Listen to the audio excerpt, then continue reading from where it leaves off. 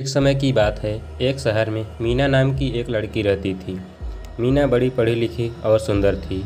मीना के माँ बाप उसके लिए लड़का ढूंढ रहे होते हैं। एक दिन उसके घर मनोज और उसका परिवार मीना को देखने आते हैं। मीना मनोज से मिलती है पर वो शादी से इनकार कर देती है। देखो माँ, मुझे इस मनोज से कोई शादी वादी नहीं करनी। मैं एक लड़के को पसंद करती हूँ और मैं तो उसी से शादी करूँगी। मीना की माँ इस बारे में मीना के बाबूजी से बात करती है पर वो गुस्से में लाल हो जाते हैं। वो शादी को साफ इनकार कर देते हैं और मनोज के परिवार को हाँ कर देते हैं। मीना को जैसे ही यह बात पता चलती है वो चुपके से घर से चली जाती है और राहुल से शादी कर लेती है। शादी के बाद राहुल मीना को वहाँ से बहुत दूर एक बड़े से घर में ले जाता है। यहाँ कितना सुंदर है, यहाँ कितना बड़ा बगीचा भी है, सब कितना अच्छा है। बस एक ही दुख है कि माँ बाबूजी भी हमारी खुशी में काश शामिल होते। मीना राहुल के साथ अंदर जाने ही लगती है कि तभी उसको पीछे से कुछ महसूस होता है। मीना जल्दी से पीछे मुड़कर देखती है पर वहाँ पर कोई नहीं होता। वो राहुल, मुझे अभी ऐसा लगा जैसे कोई मेरे पीछे खड़ा है। अभी मेरे बाल किसी ने छुए।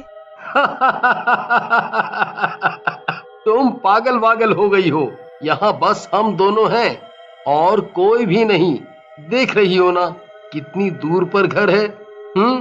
हाँ, तुम सही बोल रहे हो, शायद हवा चली होगी। दोनों अंदर चले जाते हैं। उसके बाद राहुल तो सो जाता है पर मीना को कुछ अजीब सा महसूस होता रहता है। जब भी उसकी आंख लगती है तभी उसका हाथ एकदम से हिलता है और उसकी आंख खुल जाती है।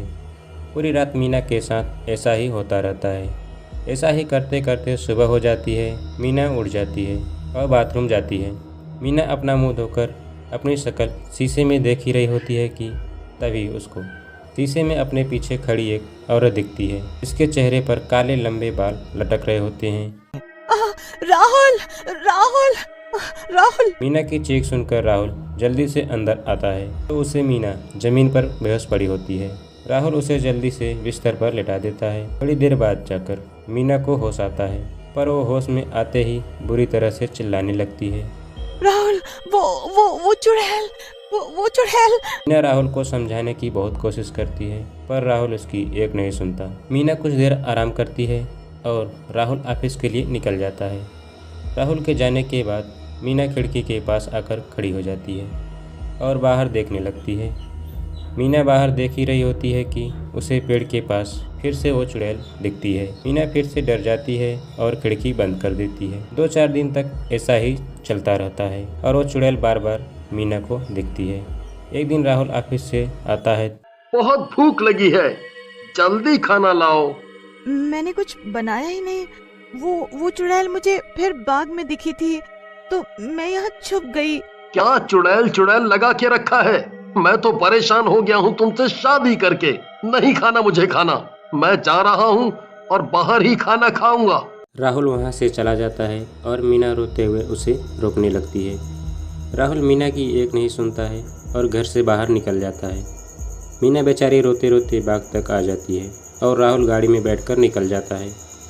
मीना वहीं बैठकर रोने लगती है।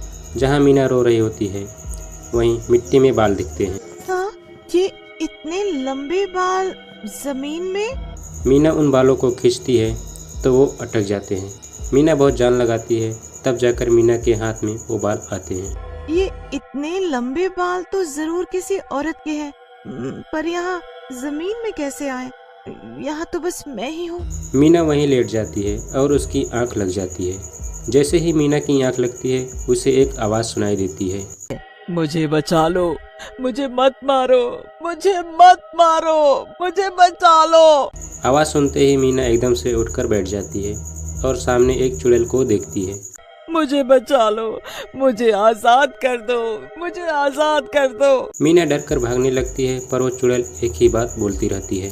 मुझे बचा लो, मुझे बचा लो, आजाद कर दो मुझे यहाँ से, मुझे बचा लो।